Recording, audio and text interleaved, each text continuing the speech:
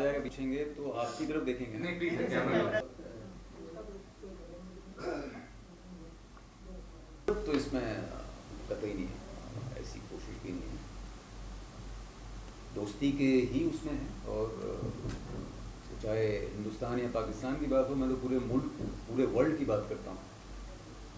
पूरे वर्ल्ड में वो सद्भावना पैदा हो, ये फिल्म उसकी बात करती है। एक्चुअली नफरत की बात कतई नहीं करती।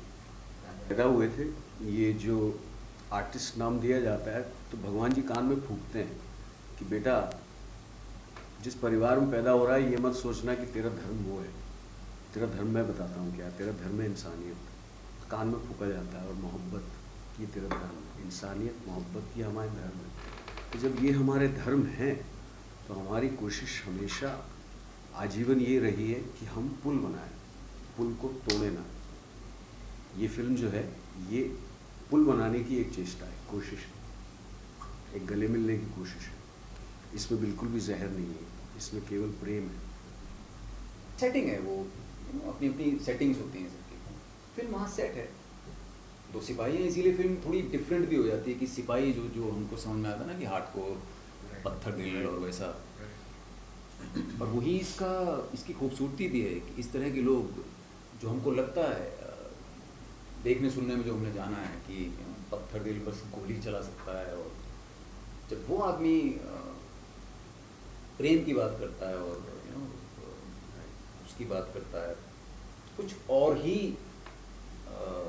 तरीके से वो चीज़ पहुंचती है आप तक। कि एज एन एक्टर तो मैं विजय की इज्जत करता हूँ। इनके पहले परफॉर्मेंस भोपाल एक्सप्रेस शायद वही थी पहली, और तब से इनका काम को मैंने सराहा है, बहुत बढ़िया काम करते हैं ये, और जहनियत मुझे मालूम है कि बिल्कुल करेक्ट है। तो जब जहनियत भी करेक्ट है और आपको मालूम है एज एन आर्टिस्ट इन्होंने बेहतरीन काम किया है, उल्लेखनीय काम किया है, तो फिर आपके दिल में एक इज्जत बन जाती है जब आप पहुँचते हैं किसी भी फिल्म को करने। उसके अलावा जो मेन बात है इसकी कहानी, इस फिल्म की कहानी वो कुछ अलग ही थी, वो कुछ अलग ही थी। जब पहले दिन ही सुना तो उससे दिल जुड़ गया। और क्योंकि मेरा परिवार ऐसा है कि जो लाहौर से आया था, मेरे पापा दादा चाचा दादी सब आए थे, वो लोग वहीं रहते थे, तो मेरे परिवार में हमारे घर में लाहौर की बहुत बातें होती हैं। हम लोग ऑब्वियसली यहाँ के, लेकिन लाहौर की बातें बहुत होती हैं। मैंने लाहौर का जिक्र बहुत सालों से और पापा और दादा और चाचा सबसे सुना हुआ। तो जब इसकी कहानी सुनी और इसका जो बेसिक थॉट है कि मुझे आपको जब भी मारनी है, मुझे आपसे गले मिलना है, जब वो बेसिक थॉट है तो उस थॉट को करेक्ट जहनियत विजय मनु ऋषि सोचा जाता था और उस चीज़ को अगले दिन हम लोग एग्जीक्यूट करते थे। तो ये एक निहायत ही जीवित फिल्म थी, ये निहायत ही जीवित फिल्म थी जिसमें रोज़ उसके थॉट पे काम किया जा रहा है। अगर आप मुझसे पूछेंगे, हम तो कई सारी फिल्में कर रहे हैं, मेरे तो 100 से ऊपर हो गई हैं। एक बात जो मुझे चुभती है और जो मुझे तंग करती है वो ये है कि फिल्म शुरू होने से पहले मसूरी लोनावला जाया जाता है, जैसे स्क्रिप्ट के ऊपर काम होता है, और फिर रोज़ाना स्क्रिप्ट के ऊपर काम होता है। तो मुझे तो समझ नहीं आता कि फिर वो लोनावला खंडाला जो हम गए थे वहाँ किया क्या था।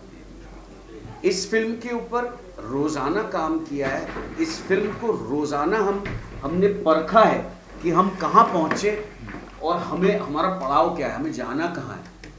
तो मनु लेखक भी है, एक्टर भी है, और विजय जिन्होंने ये फिल्म सोची, विजुलाइज किया। ये ऐसी खिचड़ी थी जो रोज़ पकती थी, इसमें रोज़ मसाले डाले जाते थे और वही मसाले डाले जाते थे जो हमें मालूम था कि वो सही है स्क्रिप्ट के लिए। तो विजय के साथ काम करने में अति आनंद आया।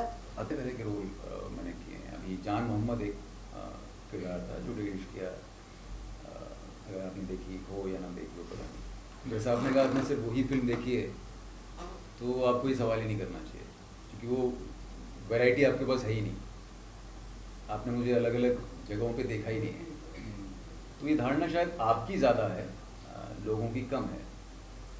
तो इसका बताओ, जैसा तुम चाहोगे मैं वैसा जवाब तुमको दे दूँगा। बताओ क्या बोलूँ। कि मेरे फादर ने लिखे हैं, मेरे बड़े पापा ने लिखे हैं, मेरे दादा तो नहीं रहे, फिर उस समय गुजर गए थे, लेकिन उनके छोटे भाई, जो दादा के छोटे भाई, छोटे दादा, उन्होंने लिखे हैं।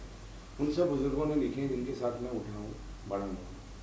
और मेरे पास दो चीज़ें बहुत इंटरेस्टिंग थी, एक तो लाहौर, वज़ीराबाद या सियालकोट, वहाँ की जो ज़ुबान थी वो मैं सुनते सुनते बड़ा हुआ था, तो मैं उस हिस्से में हूँ ही as an actor Samar Singh. और मैं बॉर्न ब्रॉट अप हूँ पुरानी दिल्ली में, तो जहाँ का रहमत कैरेक्टर है, और बना दिया है। ये सवाल 100 करोड़ कमाएगी भाई, बड़ा कमाएगी नहीं मतलब राजू? बड़े वैसा वाला सवाल नहीं होता, ये वैसा सा सवाल है कि तुम्हें कुछ पूछना है, एक चलन में है कि भाई क्या करेगी।